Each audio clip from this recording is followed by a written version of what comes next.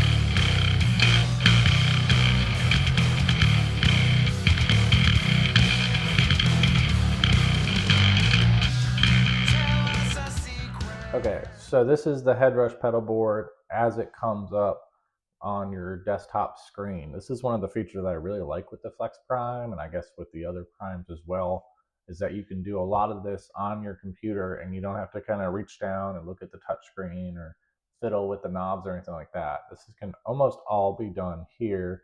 One thing you really can't do here is make scenes, but that's okay. So this is the pedal board as I have it laid out, or the rig as I have it laid out. And just for clarity, I'm recording straight into GarageBand. I don't have any other plugins. I have a noise gate.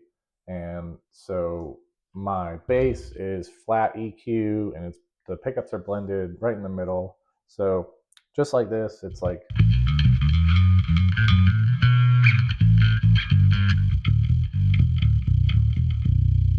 So I think it's a pretty cool tone. I actually think it gets really clanky when you use your fingers and you kind of dig into it, and you get something like.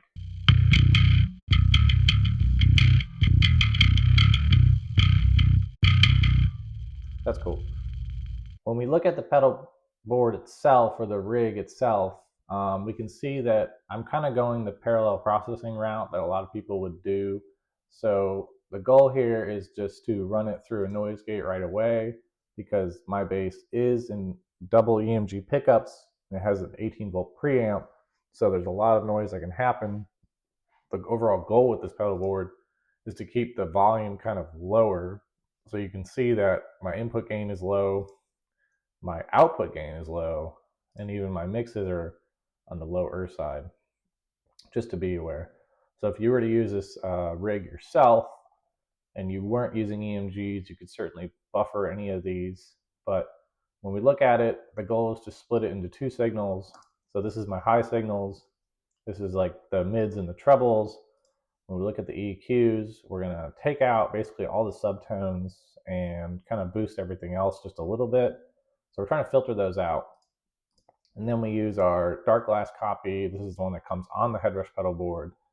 And so we're adding some drive to it, and then we're only driving the high mids and the trebles. Actually, we don't need that screen.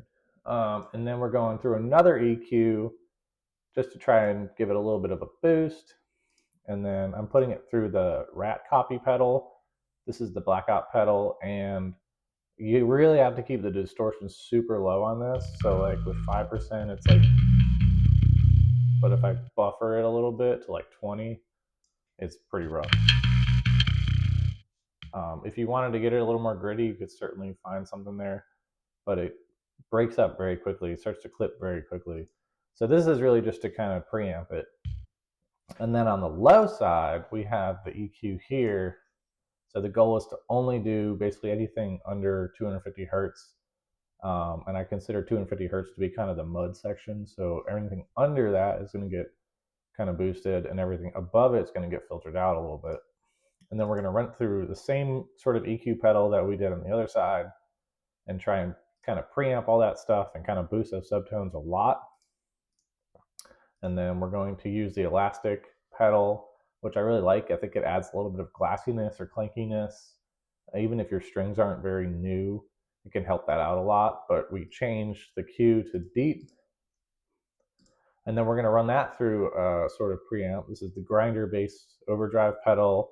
And we're going to use the clean boost function with the clarity. We're not going to use any drive because that would make it like super fuzzy and muddy.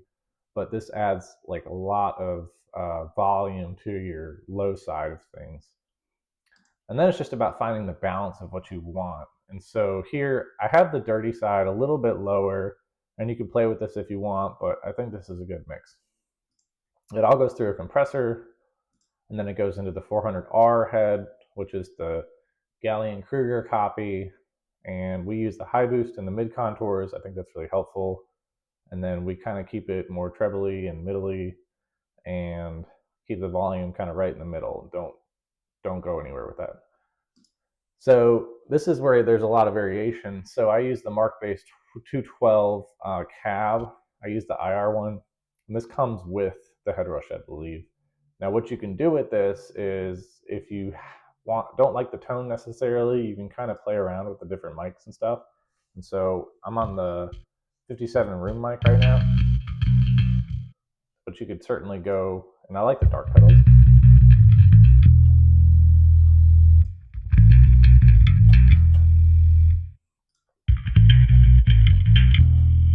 And there's a lot of options here, and you could go to the other impulse responses.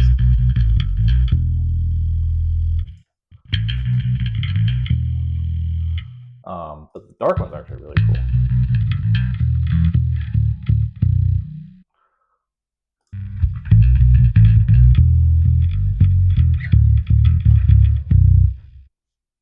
And lastly,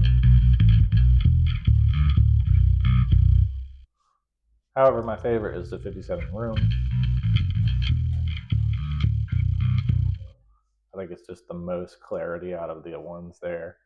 But if you were, interested, you could look at the other impulse responses too. And then lastly, we just keep the rig volume just a little bit low because this is pretty hot. So if this is something that you like or you want to try, you can download this exactly as it is. It's on the cloud. If we go to the cloud, you can see it. It's under my name on YouTube, NateRocksYT, and it's called Modern Metal Bass. Feel free to try it. Feel free to let me know if you like it or not. Feel free to see if you would change anything about it, or if there's anything that I can improve. I'm happy to try it. But otherwise, yeah. Thanks, y'all.